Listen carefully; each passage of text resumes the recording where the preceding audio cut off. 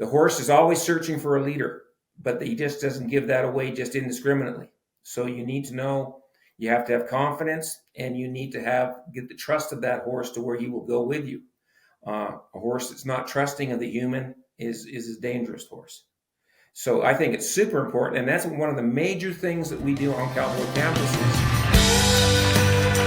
Hi, I'm Wyatt. And I'm Grace. And you're listening to Our Dad and your host of the Vacation Rental Revolution podcast.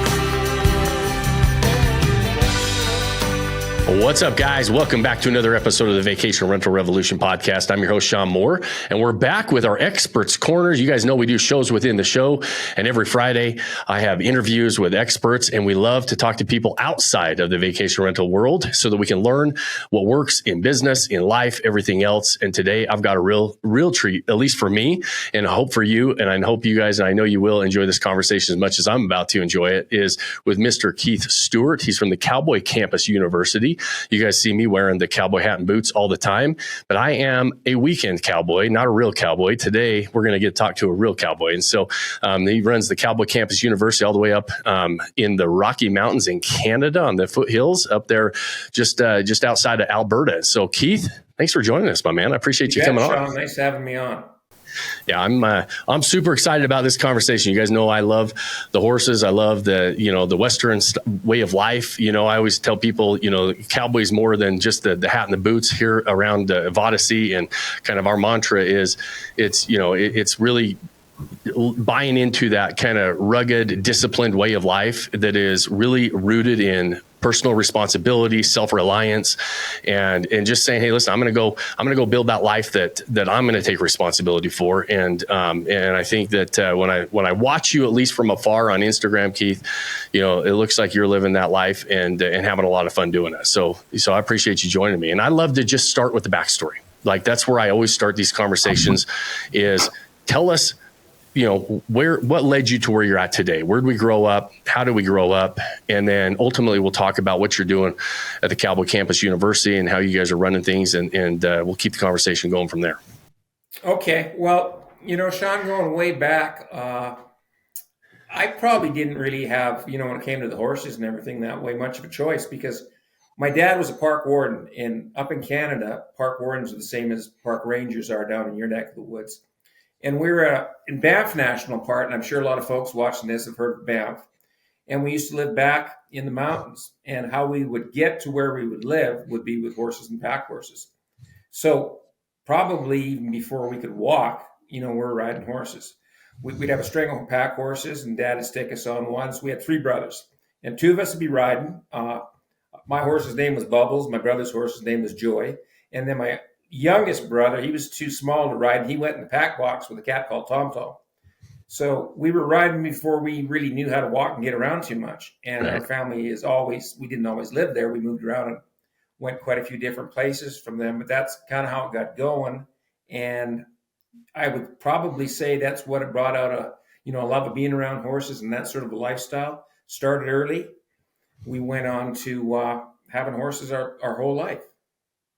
So you grow up with it, and this has become, and so when you say he's a park warden, so where you go to different national parks around, like you guys started in Banff in the mountains, and then you started going to different ones, but that's how most of them were in more rugged country where your horseback is like, that's your transfer. Yeah, and we're talking, this is back in the 60s and stuff, and things have changed so much since then. Right. But back then, it really was, when you were getting around in the backcountry, most of the traffic that you would see, especially in Banff Park, was horseback.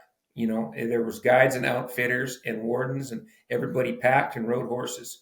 Now you go back there and, you'll see lots of hikers and spandex and people on mountain bikes and stuff. But back then, no, it was, it was horses. So how did you, as things changed and the world changed around you, and how did you this is the way you grew up, right? This is ingrained into your lifestyle, but you didn't really change with the world as far as saying, okay, I'm gonna start putting those spandex on and mountain bikes, right? I kept the horses and kept it going, right? Yeah, that sort of thing never really interested me. So when we got older, that was kind of how it was when we were little guys. And Yeah. as we got older, well, we had to go to school. So what happened is my dad went and transferred to a warden station in a park where we could go to school. So then we Right. started meeting kids from town and as well as other kids from the country. But we always stayed with the horse deal. So when we'd be going to, 4-H horse shows, 4-H Yep. Yep. rodeos, that kind of thing.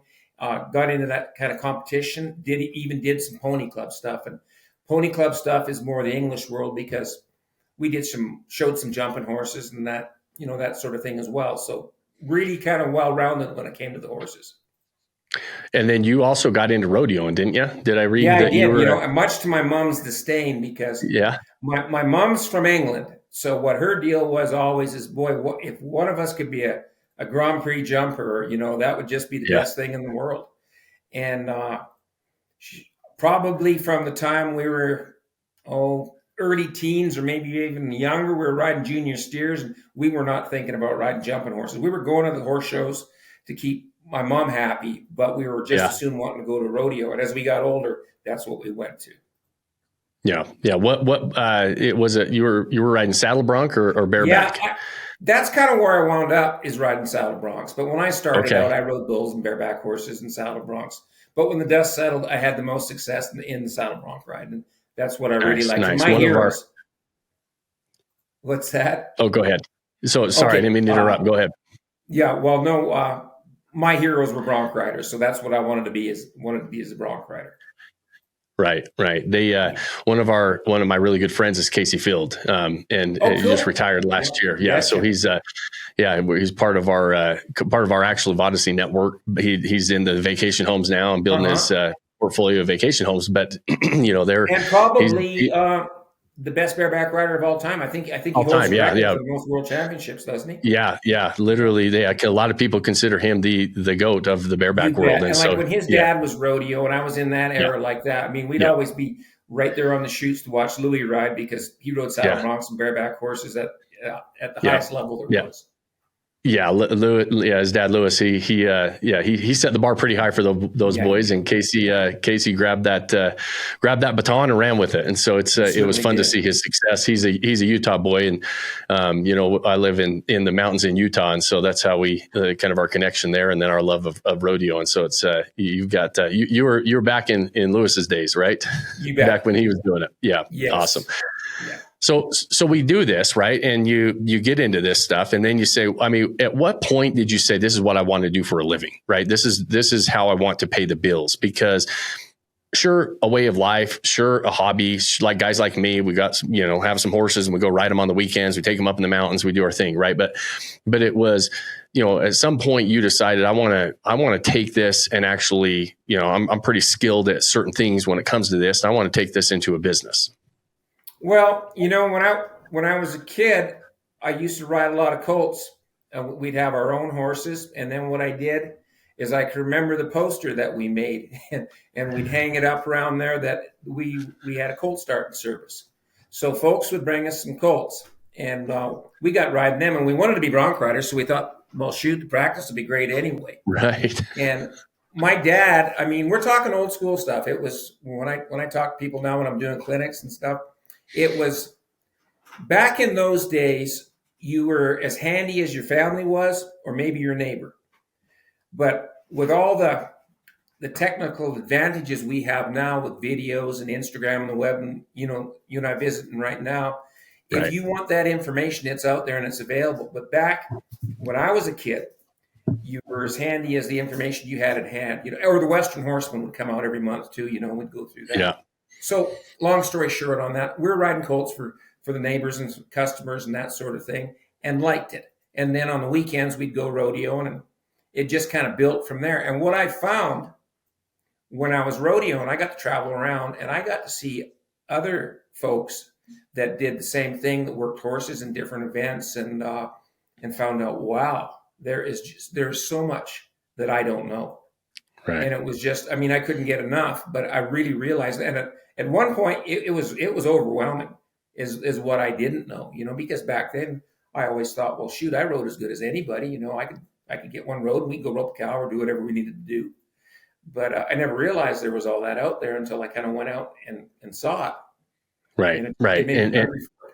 and trying to figure it out. So when you start to realize, right? Because this is where I love these types of conversation, why I like talking to people from all different walks of life, because the parallels and the similarities of when you dive into something and what you decide to become really good at, you don't jump into it being awesome, right? Most of the time there's this learning curve where we're really, optimistic. I like breaking these colts. I want to be a bareback rider anyways. It's good practice. This is really fun. And then we start doing it and we start saying, hey, maybe there's a little more to this than I thought. Right. And we get, that enthusiasm dips a little bit. And this is where a lot of people start to throw in the towel and say, well, there's more work in this than I thought. Maybe this isn't quite worth it. Maybe I'm not going to be any good at this.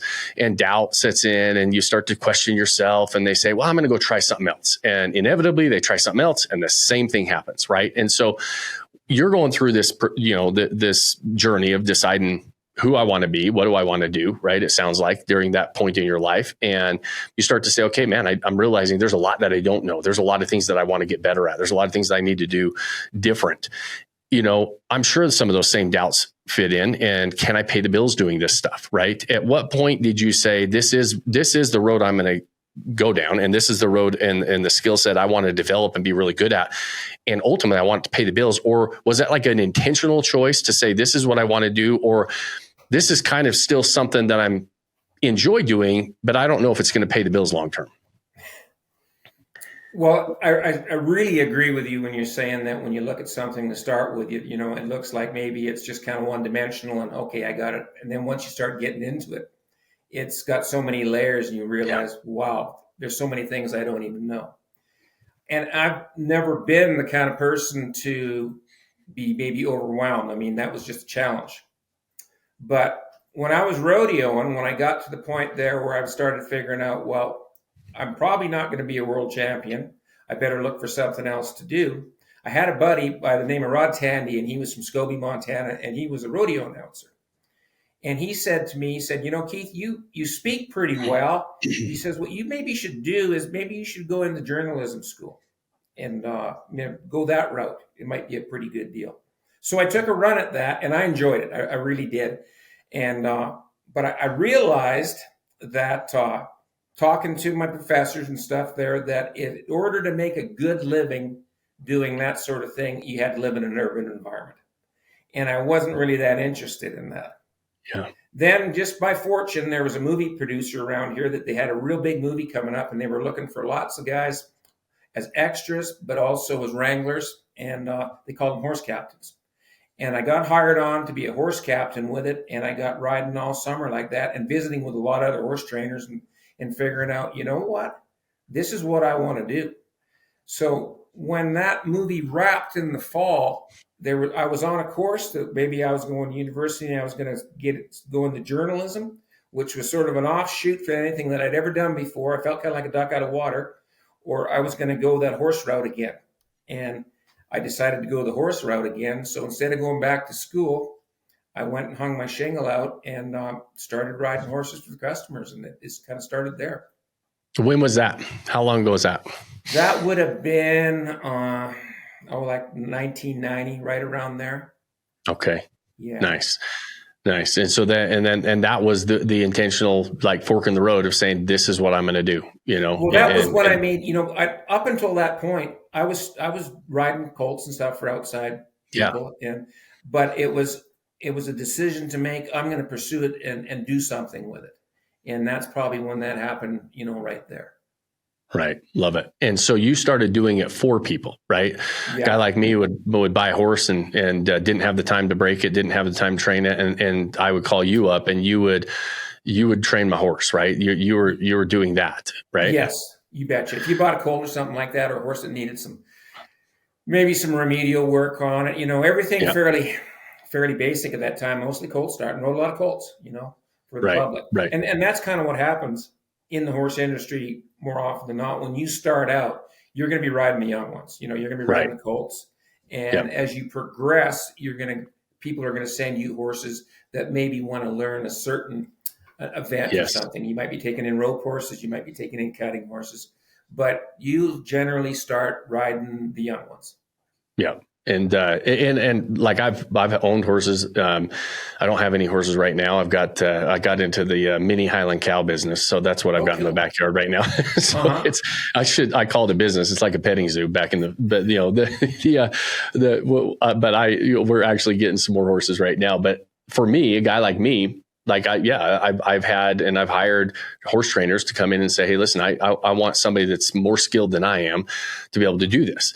I got attracted to you on Instagram a lot because of your clinics and some of the things of teaching people how to, interact with a horse, be a good owner, be a good rider, all those different things, right? And so when did you start to merge to that, where you started actually, is that the main part of the business, or is the main part of the business still starting, colts and then ultimately figuring out these specialty type horses that are going to learn reining or cutting or roping? Well, I would say, like right now, this winter we've been really busy with riding colts. We've started a bunch of colts. I've got a couple young gals here that are riding with me, and we've been starting a bunch of colts. But we still have some cutting horses we're working on. Some are my own, some are customers. So it's kind of a really nice blend. And then this past weekend, I just had a clinic. I was gone for the weekend doing a clinic. So nice. I guess all of the above. And do you enjoy one or the other more? I probably enjoy them all in that I never get too much of one thing that it makes it just a job. Yeah. I don't know if I'd be the kind of person that could go down the road and do clinics all the time. I really don't. I don't like to be gone that much. And then in saying that, when I'm riding horses at home, I like to get one that's working pretty good and load him up, take him to a cut, and see how good it is in town. Right. And a fellow by the name of Joe Walter said quite a few years ago, I remember him saying that when you think you got it really going good at home, load up and go to town and see where you're at, because we're all heroes in our own pen. And that really stuck with me. So. Yeah.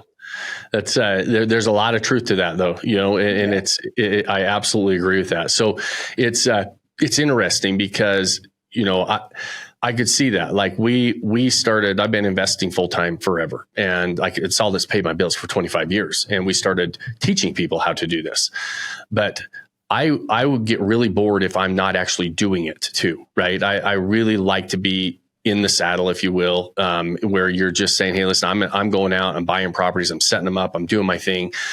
And then I feel like I'm a better coach, a better teacher when I'm actually still playing the game, which I think a lot of people try to get out of it when they start coaching. A lot of people stop doing the job and they start coaching the job, and they last a few years, and whether it's boredom, whether it's they lose the skill set or whatever else, I think the most successful coaches are the people that are still in the game, right? And doing it every single day.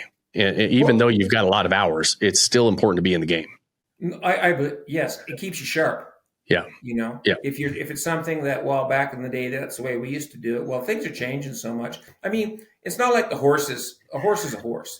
Right. And they have changed. I mean, we ride the horses, the colts that we started as a rule, say 30 years ago, are not the horses that we ride today. They're so much better bred. They're so much user friendlier than they were back then. But they're still a horse, Right. People might be changing a little bit, but I would agree. I think that you can probably deliver a better product if you're still doing what you're teaching. You're still jumping on the young ones? If you're not good at something, teach it or something. You know what I mean? The saying. But, right. Yeah, exactly. You can't do it and teach it, right? We don't want to do that. Yeah. Exactly. Yeah. So I think it keeps you sharp. What you still getting on those young ones? Oh yeah, not as much as I used to though. And I make no apologies for that. I don't have anything to prove. I rode broncs for years and I started a bunch of clients. So, the adrenaline rush. Yeah. I get a bigger kick at it working one on a cutting horse on a cow when they're going. Right. Right. Yeah. I told my wife, I'm not getting on any more young ones. I'm done. Those days are over for me. It hurts too bad when they tip over and break a fence on me or whatever it is that we're trying to do. And so it's, So let the young generation do that. Don't want to be sitting on the couch with a, bummed up knee or something because you had to prove something to somebody. Exactly. What do you think is more important in your line of work, the rider or the horse? like you said, Well, better okay, bred if we're horses. going to go into different events, say if we were going into the cutting deal, it's the horse. I mean, you have to, if that horse isn't trained by a good individual, that horse isn't going to succeed. But if that horse, there are so many good trainers now. It's the ones who have the best horses that are doing the majority of the winning. That's how tight it is. Yeah. The program is so similar for a lot of trainers. It's very close. It's the person. We always say, like the turkeys in the fall, it's going to boil down to who's got the best horse, because the playing field other than that's pretty darn even. Yeah. It's what about the average everyday weekend rider, trail rider? How important is it to have the confidence in the rider, and so that horse trusts the rider? Like, to me, it seemed like I can tell a difference with our horses when we've had them, when somebody that's confident and is not afraid, is not scared, how those horses act versus somebody that is, scared to death when they jump on it and they've never been on a horse before. Like, there's certain horses that just feel that, right? And so it makes a big difference for that weekend rider to be able to, have the confidence to jump on the back of a horse. Right there, Shawn, you just showed me that you know what you're talking about when it comes to the horse deal. The horse knows if you know, and he knows if you don't know. Right. And the horse is always searching for a leader, but he just doesn't give that away just indiscriminately. So you need to know, you have to have confidence, and you need to get the trust of that horse to where he will go with you. A horse that's not trusting of the human is a dangerous horse.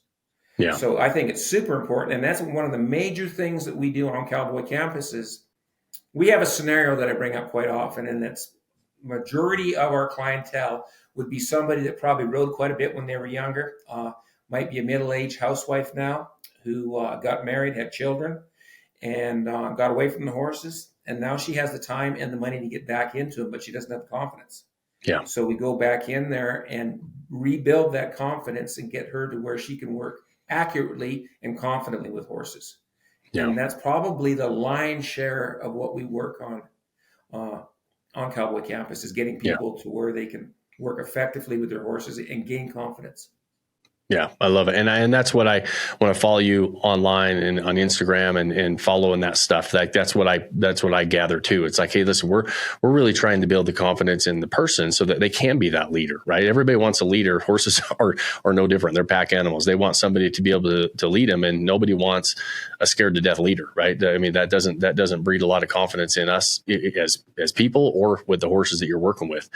And so you've really, I mean, you're an old school cowboy. You grew up old school. You grew up around the horses. You've lived this life from the very beginning. How did you and when did you decide, okay, I'm going to merge this into kind of today's day and age? I know it's become a family business. It looks like it's a really fun business where you and your girls get involved in it. And so at least from the outside looking in, it looks like, it's become kind of the family business. Did it become more of a, hey, we're going to get this word out on social and Instagram and really, really market this for today's day and age with your girls? Or did you guys have that going for you before that? No, maybe to a very small level like that. But what happened is COVID came along, and there were all these lockdowns where people couldn't travel around and that sort of thing. And my daughter Shelby, who that's her business, that's her deal, is online internet stuff. It was her brainchild, Cowboy Campus, and she said, "Well, Dad, why don't we just keep doing what you're doing? But what we can do is we'll share it on the internet." And I said, "Well, that sounds all right. Let's go for it." So we started filming. We hired a film crew. We did a bunch of videos on things, and we kind of felt back when we're thinking about what to talk about is what questions when we do a clinic do we get asked the most. We thought, well, let's just kind of go through that. We'll get things rolling. And it's just kind of built from there. But no, it was definitely Shelby's idea. She knew the product, what we had, and she says, well, I can get it to the world. Love it. It's that 100%. No, none of us are self-made, right? We all have taken bits and pieces from all the different people that we've learned from, and we've, navigated this road and put it together and said, hey, listen, this is what worked for us. We hope it works for you. And what we hope people do, frankly, is take some of ours, some of somebody else's, pass the baton, and do better than we've ever done, right? That's the ultimate goal. Yeah, absolutely. Well, Keith, I really appreciate this conversation, my friend, and we will wrap it up. I know your time is valuable. Those of you listening, we know how valuable your time is as well. We appreciate you spending it with us and listening in and having and being part of these conversations. I hope you guys enjoy them as much as I do. I know you do, because these are our most popular episodes on the podcast. I always ask you 2 favors at the end of these. The first one is, if you like this show and you know somebody else that would like to be a part of this, walking into the short-term rental game with their eyes wide open, and being part of these types of conversations, that they can listen in to experts in other fields and apply it to what you're doing in your lives today, share the show. Those things help us. I don't run ads or sponsorships or anything on this show. I don't like people telling me what I can and can't talk about, so we don't do that. And so the only way the show grows is if you guys share it. If you have more than 30 seconds, like it or review it on whatever platform you guys are watching or listening on. And then we'll post the link to the Instagram and the Cowboy Campus inside of the show notes. So as you're listening, whatever platform you're watching or listening on, you can check the show notes and link it right there. So we'll make sure that they can find you. And guys, the final, most important thing I ask you at the end of every episode, pick that one thing you can do today to start building that life you don't want to take a vacation from. Cheers, my friends. All right, bro.